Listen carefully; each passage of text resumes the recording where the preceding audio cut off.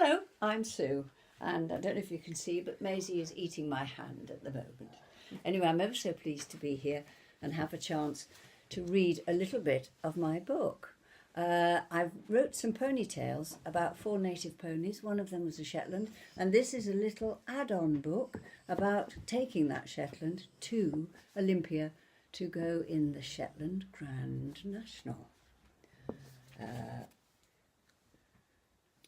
Just got to read a little bit now. So Laura's just arrived. It's her first race ever. This little excerpt will be about that first race. And she's been trained by a very nice lady called Mrs. Webb, who knew that she was struggling a bit, took a liking to her, and has helped her to qualify for the race.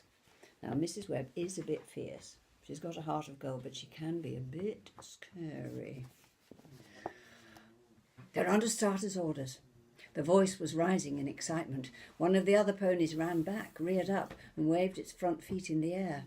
Millie snorted. Millie's the pony. Millie snorted and threw her head up. She'd never felt so strong in Laura's hands before. "Please don't you rear up too, Mill," she begged under her breath. "You're having a bit of trouble, kid," called a voice behind her. It was that boy, Ed, on Lorenzo. As he drew level with her, she stuck out her chin and ignored him. She wasn't a kid anymore. She was a jockey. She hardly heard the starter and really didn't feel in control as Millie charged off in the middle of the others. But by the time they got over the first jump, she started to relax, and what she'd learned in training began to kick in.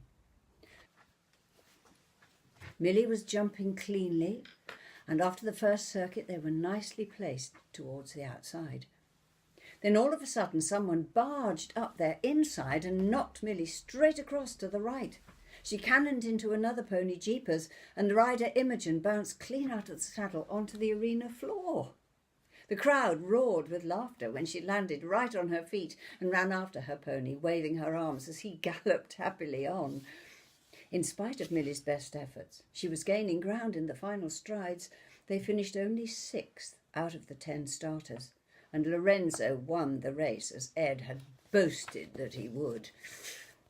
Mrs. Webb was waiting for her. "What did I just say to you?" she barked at Laura. "I said keep out of trouble. What on earth were you doing? Jeepers' legs are getting on a bit. He could well be lame by now, you stupid girl." She glared at Laura, who curled up inside with shame. "Well, go along. Don't stand there gawping, girls. Walk your ponies to cool them down like I've always told you, and then put them away. I'll speak to you later." Imogen opened her mouth to say, "Well, what about me? I fell off. I could well be lame now too." But looking at Mrs. Webb's red face and Laura's pale one, she decided to keep quiet. Laura jumped off Millie and led her away as quickly as she could. When she finally got back to her box, the sight of a shiny little trophy pinned to the door with a card saying, "Best decorated stable, well done," didn't do much to help her feel better. Call it, yeah. At that moment, Holly appeared. "Hey, you won best stable. I've never managed that," she said, looking at the card. Then she burst out laughing at the size of the cup. "Come on, worth a selfie with that huge trophy. And I've got some news that'll cheer you up." She went on to explain that she told Mrs. Webb that she had seen Ed on Lorenzo knock Millie right over into Imogen's path as he'd gone barging up the inside. "And Abby told her she saw it all too," she added, "so Mrs. W had to believe us.